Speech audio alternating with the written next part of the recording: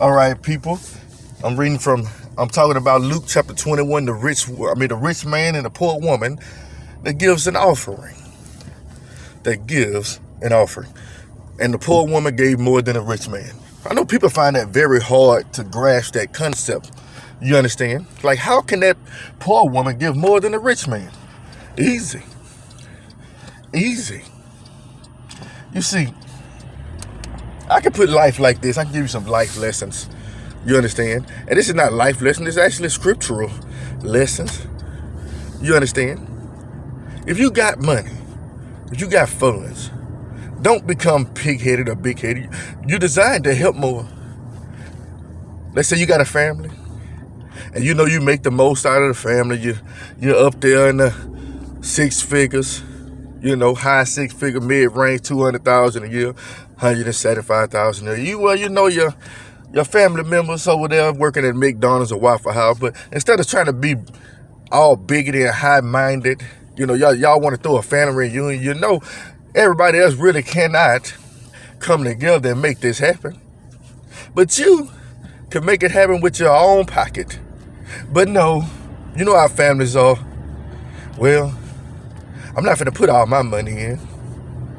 You understand? I work hard for what I got.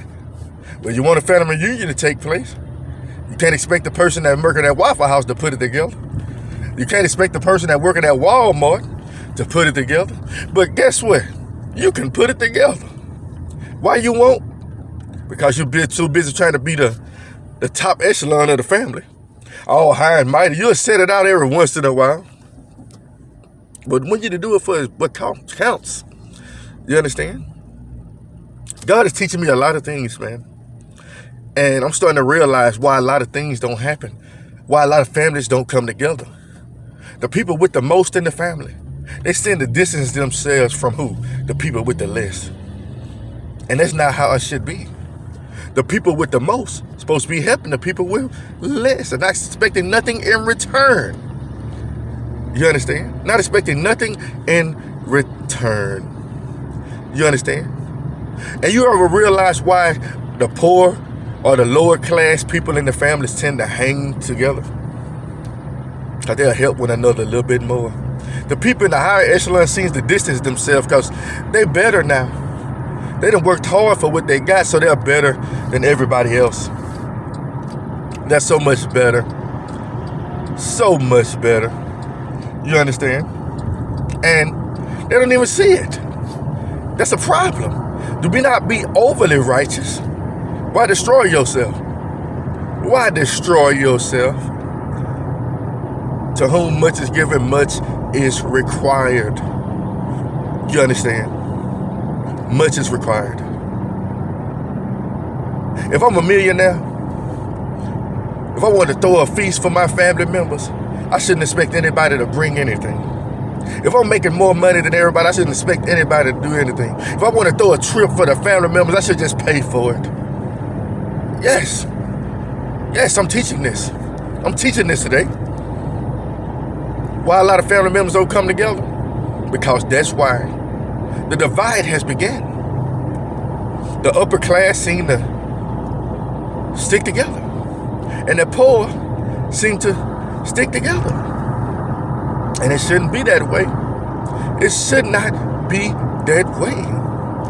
Oh, I went to college. You need to go to college too. I did this. You should have did it. Well, you did it. Somebody still need to work at that convenience store. Somebody still need to go pick up that church's chicken. You wouldn't get no church's chicken if nobody fried it for you. Do the math, people. We all have jobs to do. Some people just make more money for their job title. We all need doctors too. Do you understand? They just make more money for that job title. Everybody's not meant to be a doctor. I worked hard to be a doctor. Well, I can't stand the sight of blood.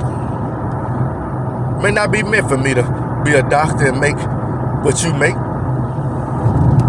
It may not be in your life to move furniture and move people's houses like I do. I might not be a painter. I may not be able to paint houses like you do. I may not be a brick mason. I may not be designed to make mortar. Do you understand? We all got different professions. Love will cover a multitude of sin. If you love your family members, it's not about their status. It's not about who makes the most money. It's not about who is the best. It's not about who drives the best car. That's a mindset. He said, first clean the inside of the cup. Clean the inside of the cup. I done seen people get new cars, making a lot of money, but like, I don't like that car. I'm about to turn it back in. Wow, that's what money does. Money make you not appreciate a $45,000 car. But you ever notice a poor person? And here go a 95 Honda Accord, got a few scratches on it. Hey, I'm fine with that. I'm humble. And that's what God's trying to do, humble us, so we can see the big picture. What's the use of getting more and your heart ain't right? It's going to lead you further and further away from God. But you know, God has a way of bringing us down low. That's why we're supposed to pray for each other. That's why we're supposed to bless and not curse. Because guess what? We all are sinners. We all fall short of the glory of God. But guess what? We all got to learn lessons too. And we all got to teach lessons. And the lesson of the day is, just because you're rich, that don't mean you're better. Just because you make this much and you give 100, that don't mean because I give $1 that you are even better than anybody else.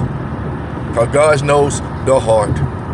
But again, to whom much is given, much is required from you.